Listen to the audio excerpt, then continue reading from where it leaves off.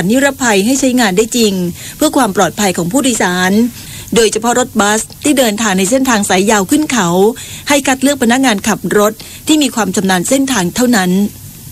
การเสริมของเรานั้นต้องให้มั่นใจว่าได้รับการตรวจสอบสภาพจากทางกรมการขนส่งทางบกในเรื่องของการสแกนรถโดยทั่วไปจากภายนอกกันอีกครั้งหนึ่งรวมทั้งในเรื่องของข้างในรถเก้าอี้โดยสารต่างๆจุดนี้ก็เป็นจุดที่ก่อนที่จะปล่อยรถออกนั้นเจ้าหน้าที่ผู้ตรวจการของกรมการขนส่งทางบกก็จะตรวจความเรียบร้อยอีกครั้งหนึ่งวัดแอลกอฮอล์อีกครั้งหนึ่งแล้วก็สอบประวัติของผู้ขับสอบเส้นทางแล้วก็ขึ้นไปดูในเรื่องของผู้โดยสารที่คาดเข็มขัดหรือไม่คาดเข็มขัดต้องคาดทุกคนนายไพรินทร์ ชูโชติถาวรรัฐมนตรีช่วยว่าการกระทรวงคมนาคมเปิดโครงการอำนวยความสะดวกและปลอดภัยรองรับการเดินทางของประชาชนและกิจกรรมรณรงค์ลดอุบัติเหตุสงกรานต์ปลอดภัยตายเป็นศูนย์ซึ่งการรถไฟแห่งประเทศไทยหรือรฟท.ร่วมกับภาคีเครือข่ายจัดขึ้นโดยกล่าวถึงสถิติอุบัติเหตุในช่วงเทศกาลสงกรานต์ปีที่ผ่านมาว่ายังมีสถิติการเกิดอุบัติเหตุสูงสร้างความสูญเสียทั้งชีวิตและทรัพย์สินรัฐบาลได้ตระหนักถึงปัญหาพร้อมเน้นย้ำให้ประชาชนเคารพกฎจราจรเพื่อความปลอดภัยในการเดินทางปัจจุบันนี้เรามีคนไทยเนี่ยนะฮะเสียชีวิตจากการจราจรปีหนึ่ง20,000 กว่าคนเศษถือเป็นอัตราที่สูงเกือบที่สุดของโลกนะครับถ้าเราพยายามกันจริงๆเนี่ยเรายังมีโอกาสนะครับที่เราจะสามารถลดอัตราการสูญเสียนี้ได้ด้านนายจิรศักดิ์ ยวัฒน์สกุลกรรมการผู้จัดการใหญ่บริษัทขนส่งจำกัดหรือบขส.เปิดเผยว่าเมื่อวันที่10 เมษายนที่ผ่านมามีประชาชนทยอยเดินทางออกจากสถานีขนส่งผู้โดยสารกรุงเทพทั้ง3แห่งคือที่สถานีจตุจักรเอกมัยสายใต้เป็นจำนวนมากส่งผลให้ต้องเสริมเที่ยววิ่งอีก 1,434 เที่ยวจากเที่ยววิ่งปกติ 6,138 เที่ยวรวมเที่ยววิ่ง 7,572 เที่ยวส่วนการเดินทางเมื่อวานนี้ซึ่งเป็นวันสุดท้ายของการทำงานคาดว่ามีผู้ใช้บริการหนาแน่นประมาณ 200,000 คนและเพื่อไม่ให้มีผู้โดยสารตกค้างและเพียงพอต่อการเดินทางได้จัดรถให้บริการรวม 8,800 เที่ยวรองรับการเดินทางนายธนงศักดิ์พงษ์ประเสริฐรองผู้ว่าการรถไฟแห่งประเทศไทยหรือรฟท.กล่าวว่าช่วงเทศกาลสงกรานต์มีปริมาณการโดยสารของประชาชนเพิ่มขึ้นโดยเฉพาะในเส้นทางภาคตะวันออกเฉียงเหนือและภาคเหนือทำให้รฟท.ได้เตรียมพ่วงตู้โดยสารเพิ่มจนเต็มหน่วยลากจูงในขบวนรถที่มีการวิ่งให้บริการจำนวน244ขบวนและขบวนรถพิเศษเพิ่มเติมจากขบวนประจำอีก20ขบวนระหว่างวันที่11ถึง13เมษายนเป็นขบวนรถเที่ยวไป9ขบวนและวันที่15ถึง17เมษายนขบวนรถเที่ยวกลับ11ขบวนสามารถรองรับการเดินทางได้สูงสุดถึง 120,000 คนต่อวันคาดว่าจะเพียงพอต่อความต้องการเดินทางของประชาชนผู้บัญชาการตำรวจแห่งชาติยืนยันไม่พบสิ่งบอกเหตุผิดปกติช่วงเทศกาลสงกรานต์พร้อมระดมกำลังตำรวจทั่วประเทศดูแลประชาชนอย่างเต็มที่พลตำรวจเอกจักรทิพย์ชัยจินดาผู้บัญชาการตำรวจแห่งชาติยืนยันความพร้อมในการดูแลความปลอดภัยช่วงเทศกาลสงกรานต์อย่างเต็มที่ซึ่งจากการข่าวยังไม่พบสิ่งบอกเหตุความรุนแรงใดๆแต่ไม่ประมาทได้สั่งการให้ตำรวจทั่วประเทศระดมกำลังอย่างเต็มรูปแบบโดยเฉพาะในพื้นที่จังหวัดชายแดนภาคใต้เน้นย้ำไม่ให้มีเหตุเกิดขึ้นในเขตเทศบาลนอกจากนี้กำชับเรื่องการตั้งจุดตรวจจุดสกัดตรวจวัดแอลกอฮอล์และยาเสพติดเพื่อป้องกันและลดอุบัติเหตุพร้อมคาดโทษหากตำรวจใช้โอกาสการตั้งด่านช่วงเทศกาลสงกรานต์รวมถึงการเดินทางกลับของแรงงานต่างด้าวเรียกรับผลประโยชน์จะถูกดำเนินการอย่างเด็ดขาดและขอให้ประชาชนเดินทางด้วยความระมัดระวังเราได้เน้นย้ำหมดแล้วในทุกภาคส่วนนะครับโดยเฉพาะการตั้งด่านเนี่ยท่านพลเอกประวิตรเนี่ยท่านเน้นย้ำมากเลยนะครับท่านมีการเรียกรับสวยเมื่อไหร่เนี่ยท่านดำเนินการอย่างเด็ดขาดอยู่แล้วท่านไม่อยากให้พี่น้องประชาชนเนี่ยเสียความรู้สึกในเทศกาลสงกรานต์หรือวันดีๆเนี่ยไม่ว่าเจ้าหน้าที่ของรัฐใดที่ไปเรียกรับผลประโยชน์ในช่วงการตั้งด่านก็ดีหรือรีดไถชาวบ้านเนี่ยท่านรัฐบาลไม่ไว้อยู่แล้วกองบัญชาการตำรวจนครบาลตั้งจุดตรวจ137จุดทั่วกรุงเทพมหานครดูแลความปลอดภัยตลอดช่วงเทศกาลสงกรานต์พลตำรวจเอกเฉลิมเกียรติศรีวรขานรองผู้บัญชาการตำรวจแห่งชาติแถลงผลการระดมกวาดล้างอาชญากรรมของกองบัญชาการตำรวจนครบาลระหว่างวันที่1ถึง10เมษายนที่ผ่านมาสามารถจับกุมผู้ต้องหาได้กว่า 3,000 คนพร้อมเปิดเผยว่าตำรวจจะบังคับใช้กฎหมายอย่างเคร่งครัดกับผู้ฝ่าฝืนกฎหมายเช่นกรณีเมาแล้วขับพร้อมกับขอความร่วมมือให้สุภาพสตรีแต่งกายอย่างมิดชิดป้องกันการถูกลวนลามระหว่างเล่นน้ำพร้อมฝากผู้ใช้รถใช้ถนนขอความร่วมมือให้ทางรถพยาบาลและรถฉุกเฉินระหว่างนำผู้ป่วยส่งโรงพยาบาลหากไม่ให้ทางขับรถกีดขวางหรือขับตามจะมีความผิดพรบจราจรที่มีโทษปรับไม่เกิน500 บาท ด้านพลตำรวจโทชาญเทพเสสเวชผู้บัญชาการตำรวจนครบาลเปิดเผยว่ากองบัญชาการตำรวจนครบาลจะระดมกวาดล้างอาชญากรรมช่วงเทศกาลสงกรานต์อย่างต่อเนื่องไปจนถึงวันที่18เมษายนมีการตั้งจุดตรวจ137จุดทั่วกรุงเทพมหานครเพื่อดูแลความปลอดภัยรวมทั้งกำหนดจุดห้ามจำหน่ายสุรา10จุดที่เป็นจุดหลักเล่นน้ำสงกรานต์ด้วยกรุงเทพมหานครเชิญชวนประชาชนท่องเที่ยวเทศกาลมหาสงกรานต์กรุงเทพมหานครศาสตร์สุขทุกวัยย้อนรอยวิถีไทยสุขใจทั่วกันที่สวนลุมพินีนางศิลปะสวยระวีแสงศูนย์รองปลัดกรุงเทพมหานครเปิดเผยว่ากรุงเทพมหานครมีความพร้อมในการจัดกิจกรรมเทศกาลมหาสงกรานต์กรุงเทพมหานครศาสตร์สุขทุกวัยย้อนรอยวิถีไทยสุขใจทั่วกันระหว่างวันที่12ถึง15เมษายนนี้ที่สวนลุมพินีโดยกิจกรรมภายในงานประกอบด้วยการอัญเชิญพระพุทธสีหิงมาประดิษฐานบนมณฑปให้ประชาชนได้เข้ามาสักการะบูชาเพื่อความเป็นสิริมงคลกิจกรรมทำบุญตักบาตรพระสงฆ์จำนวน166รูปกิจกรรมการประกวดนางงามเทพีสงกรานต์การแสดงบนเวทีการละเล่นไทยการรดน้ำผู้สูงอายุพร้อมเชิญชวนประชาชนให้แต่งกายย้อนยุคร่วมเล่นน้ำสงกรานต์ตามแบบวิถีไทยพร้อมเน้นย้ำมาตรการด้านความปลอดภัย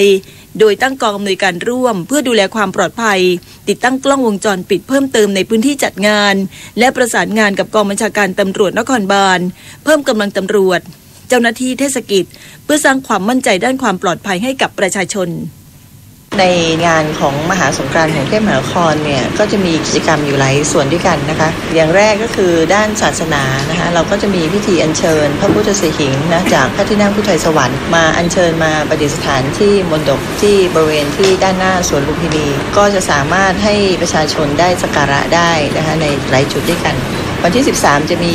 การทำบุญใส่บาตรนะคะแล้วก็จะต่อด้วยพิธีรดน้ำผู้สูงอายุจะมีกิจกรรมประเพณีไทยๆนะคะที่เราปฏิบัติกันมา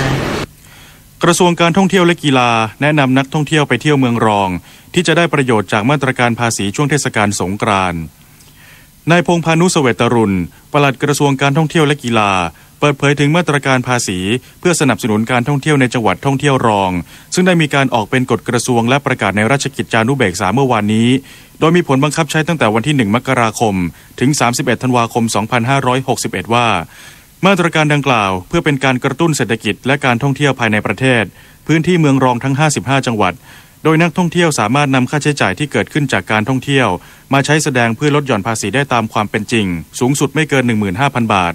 และในโอกาสช่วงวันหยุดเทศกาลสงกรานต์จึงอยากเชิญชวนประชาชนเดินทางไปท่องเที่ยวเมืองรองที่สามารถใช้สิทธิประโยชน์จากมาตรการภาษีในการเดินทางเข้าพักโรงแรมที่ขึ้นทะเบียนกับกรมการปกครองโฮมสเตย์ที่ได้มาตรฐานและค่าบริการจากผู้ประกอบการนำเที่ยวที่ขึ้นทะเบียนกับกรมการท่องเที่ยวดังนั้นจึงขอให้นักท่องเที่ยวพิจารณาสถานที่พักและบริการที่มีมาตรฐานมีการจดทะเบียนถูกต้องตามกฎหมายจึงจะสามารถนำมาลดหย่อนภาษีได้การปฏิบัติการฝนหลวงประจำวันที่11เมษายนนี้จำนวน3หน่วยปฏิบัติการ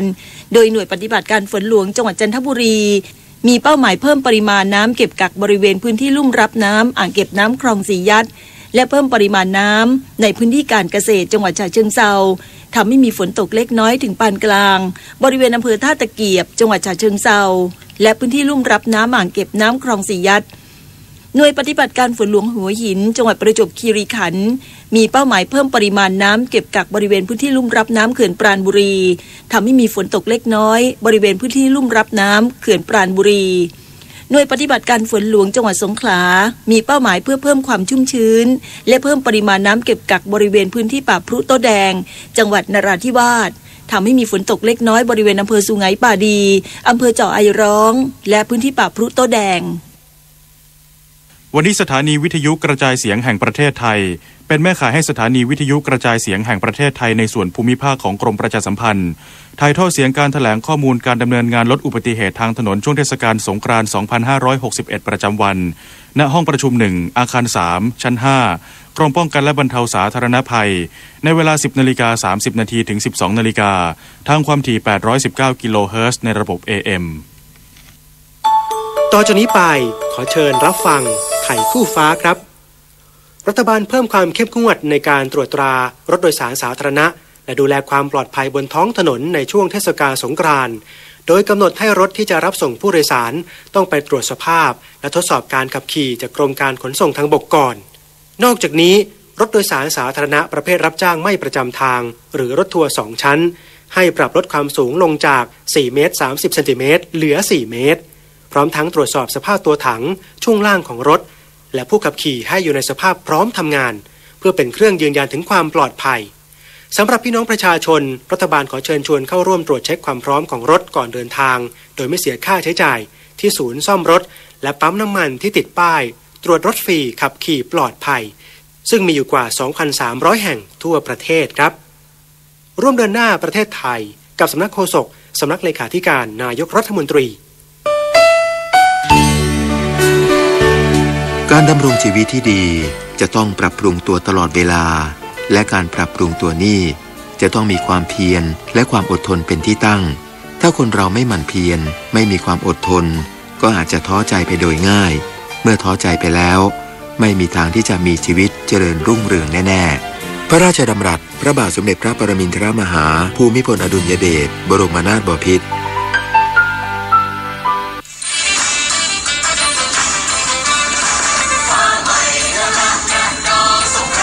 ก้าวสู่ราศีใหม่พ้องชาวไทยเปี่ยมสุขสารรดน้ำฉ่ำชื่นบานสุขสราญสงกรานต์เอ่ยเที่ยวสงกรานต์อย่างมีความสุขเดินทางปลอดภัยและอย่าลืมรักษาวินัยจราจรด้วยนะคะ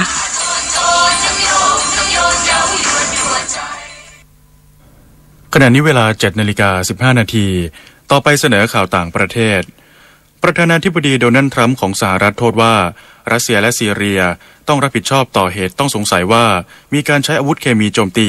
ที่ทำให้มีผู้เสียชีวิตมากกว่า40คนในเมืองดูมาของซีเรียพร้อมปฏิเสธที่จะตัดตัวเลือกที่จะใช้กำลังทหารเข้าโจมตีนางสาวซาร่าเซนเดอร์โฆษกรัฐบาลสหรัฐกล่าวว่าในทรัมป์กำลังพิจารณาถึงการตอบโต้การใช้อาวุธเคมีโดยปฏิเสธที่จะตัดตัวเลือกทางทหารออกแม้ทางรัสเซียจะอ้างว่าการโจมตีในเมืองดูมาอาจจะเป็นสิ่งที่ไม่เกิดขึ้นแต่ข่าวกรองของรัฐบาลสหรัฐให้ข้อมูลที่ต่างจากรัสเซียขณะนี้มีการคาดการณ์ว่าในทรัมป์กำลังพิจารณาจะโจมตีจุดที่เชื่อว่าเป็นสถานที่ผลิตอาวุธเคมีในซีเรียแต่สถานที่สำคัญของกองทัพซีเรียได้รับการคุ้มกันจากการป้องกันด้วยระบบป้องกันขีปนาวุธของรัสเซียหรือมีเจ้าหน้าที่ของรัสเซียกับอิหร่านอยู่ภายในอาคารด้วยโดยรัฐมนตรีกลาโหมสหรัฐรวมถึงเจ้าหน้าที่ผู้เชี่ยวชาญระบบป้องกันขีปนาวุธต่างเดินทางเข้ามากันที่ทำเนียบขาวหลังในทรัมป์แสดงท่าทีว่าจะมีการตอบโต้จากสหรัฐหลังซีเรียถูกกล่าวหาว่าใช้อาวุธเคมีคณะตุลาการอาญาระหว่างประเทศสำหรับอดีตยูโกสลาเวียพิจารณาคดีอุทธรณ์ของนายวอยิสลาฟเชเชตนักการเมืองชาวเซอร์เบียที่ถูกตั้งข้อหาอาชญากรรมสงครามจากสงครามบัลคานว่ามีความผิดและต้องรับโทษจำคุก10 ปีนายทีโอดอร์เมรอนผู้พิพากษากลับคำพิพากษาโดยตัดสินให้นายเชเชตมีความผิดตามข้อหาอาชญากรรมสงครามและต้องโทษจำคุก10 ปีแต่นายเชเชตได้ชดใช้เวลาในการจำคุกไปแล้วเพราะเขาถูกคุมขังอยู่ในห้องขังของสหประชาชาติมานาน12 ปีทั้งนี้นายเชเชตเคยถูกตัดสินพ้นจากข้อกล่าวหาเมื่อเดือนมีนาคม 2559 จากข้อหาอาชญากรรมสงครามและอาชญากรรมต่อมนุษยชาติ9 ข้อหาซึ่งทำให้อัยการยื่นขออุทธรณ์ให้พิจารณาคดีของนายเชเชตใหม่อีกครั้งอัยการสวีเดนตั้งข้อหาชายอายุ49 ปีชาวจีนด้วยข้อหาจารกรรมข้อมูลข่าวกรองเกี่ยวกับผู้ลี้ภัยชาวทิเบตในสวีเดนและนอร์เวย์ให้กับรัฐบาลจีนจำเลยได้รับการระบุชื่อในเอกสารคำฟ้องว่านายดอจีกีอันสันถูกกล่าวหาว่าลักลอบเข้าไปในชุมชนชาวทิเบตเพื่อส่งข้อมูลส่วนตัวและกิจกรรมทางการเมืองภายในชุมชนไปให้กับรัฐบาลจีนเพื่อแลกกับค่าจ้างทนายความจำเลยนายมิคาเอลโซเดเบิร์กกล่าวว่าลูกความของเขาปฏิเสธทุกข้อกล่าวหาอัยการระบุว่านายดอจีได้รับสถานะผู้ลี้ภัยในสวีเดนเมื่อปี 2543 และแสดงตัวเป็นผู้สนับสนุนให้ทิเบตแยกตัวเป็นอิสระทั้งนี้เขาเคยเข้าร่วมการประท้วงต่อต้านจีนจากชาวทิเบตในนอร์เวย์เพื่อเก็บข้อมูลของผู้ลี้ภัยชาวทิเบตด้วยแอลจีเรียประสบกับความหายนะทางการบินครั้งเลวร้ายที่สุดเมื่อวานนี้หลังจากเครื่องบินของกองทัพตกหลังจากขึ้นบินทำให้ผู้โดยสาร257 คนเสียชีวิตซึ่งส่วนมากเป็นเจ้าหน้าที่กองทัพและสมาชิกในครอบครัวซากของเครื่องบินถูกพบอยู่ใกล้กับฐานทัพอากาศเมือง บูฟาริกห่างจากกรุงแอลเจียไปทางใต้30กิโลเมตรรถพยาบาลหลายร้อยคันและรถดับเพลิงหลายสิบขออภัยค่ะรถพยาบาลพร้อมเจ้าหน้าที่หลายร้อยคนและรถดับเพลิงหลายสิบคันอยู่ในจุดเกิดเหตุพยานผู้เห็นเหตุการณ์ที่ทำงานอยู่ใกล้เคียงเล่าว่าเกิดเพลิงลุกไหม้ที่ตัวเครื่องก่อนที่จะตกลงมาต่อไปรับฟังข่าวกีฬาค่ะวอลเลย์บอลชายหาดในรายการ FIVB Beach Volleyball World Tour SMM ปากบารา Beach สตูลไทยแลนด์ที่จังหวัดสตูลการแข่งขันรอบรองชนะเลิศในประเภททีมชายณถนนอินเขียวกับเศรษฐวัฒน์เพชรสวัสดิ์จากทีมไทย1ชนะคู่ของออสเตรเลีย2-1เซตได้ผ่านเข้าสู่รอบชิงชนะเลิศไปพบกับคู่ของอินโดนีเซียทีม1และไทยชนะ2-0เซต 21-18 และ 21-16 ครองเหรียญทองในระดับ World Tour ได้เป็นครั้งแรกในประวัติศาสตร์ของวอลเลย์บอลชายหาดชายของไทยส่วนในประเภททีมหญิงการแข่งขันรอบรองชนะเลิศลำไพพฤกษ์นุ่มวงกับคณิษฐาของพรรคทีมไทย2แพ้คาซัคสถาน1-2เซตเข้าไปชิงอันดับที่3ชนะคู่ของอินโดนีเซียทีม1 2-0เซต 21-19 และ 24-22 ได้อันดับที่3รายการต่อไปจะเป็นการแข่งขัน SMM AVC Beach Tour Escola Semila Open ครั้งที่19ในระหว่างวันที่ 14-17 เมษายนที่จังหวัดสงขลาโดยมี16ประเทศในภูมิภาคเอเชียเข้าร่วมแข่งขันนายสกลวรรณพงศ์ผู้ว่าการการกีฬาแห่งประเทศไทยในฐานะประธานคณะกรรมการเตรียมนักกีฬาไทยเพื่อเข้าร่วมการแข่งขันในระดับนานาชาติให้สัมภาษณ์กับผู้สื่อข่าวว่าในการประเมินการฝึกซ้อมของนักกีฬาไทยที่เตรียมความพร้อมสำหรับการแข่งขันเอเชียนเกมส์ที่ประเทศอินโดนีเซียไทยเคยทำได้สูงที่สุดคือการแข่งขันที่ประเทศไทยเป็นเจ้าภาพ24เหรียญทองในปี 2541 และการแข่งขันในปีนี้มีโอกาสที่จะได้เหรียญทอง20เหรียญเป็นอย่างน้อยจากการประเมินล่าสุดขณะเดียวกันนายโทมัสบาร์กประธานคณะกรรมการโอลิมปิกสากลหรือ IOC ชาวเยอรมนีจะเดินทางเยี่ยมชมการฝึกซ้อมของนักกีฬาที่ศูนย์วิทยาศาสตร์การกีฬาภายในการกีฬาแห่งประเทศไทยวันที่16เมษายนซึ่งจะมีกีฬาเทควันโดวอลเลย์บอลและฟุตซอลทำการฝึกซ้อมอยู่และนักกีฬาโปโลน้ำจะเข้ามาทดสอบสมรรถภาพร่างกายที่ศูนย์วิทยาศาสตร์การกีฬาภายในการกีฬาแห่งประเทศไทย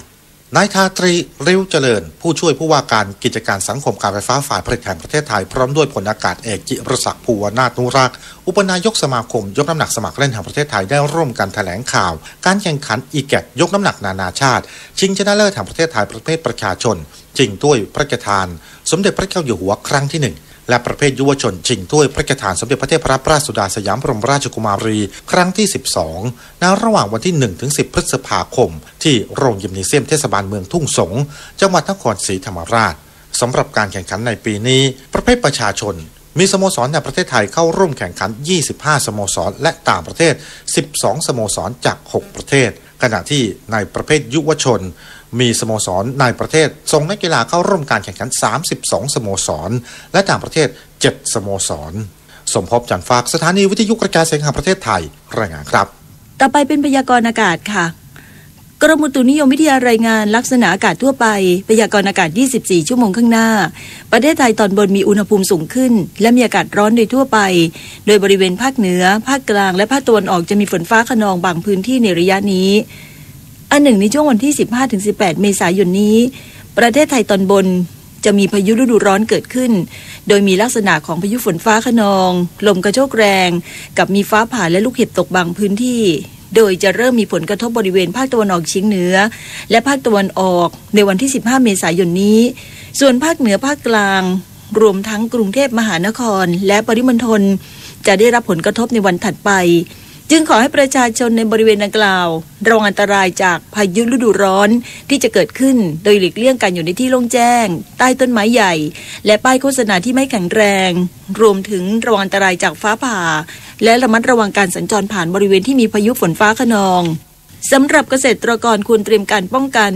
และระวังความเสียหายที่จะเกิดต่อผลผลิตทางการเกษตรไว้ด้วยทั้งนี้เนื่องจากบริเวณความกดอากาศสูงจากประเทศจีนจะแผ่ลงมาปกคลุมประเทศไทยตอนบนและทะเลจีนใต้ในขณะที่ประเทศไทยมีอากาศร้อนทำให้บริเวณท่านกำลังติดตามรับฟังสถานีวิทยุกระจายเสียงพระพุทธศาสนาแห่งชาติและสังคม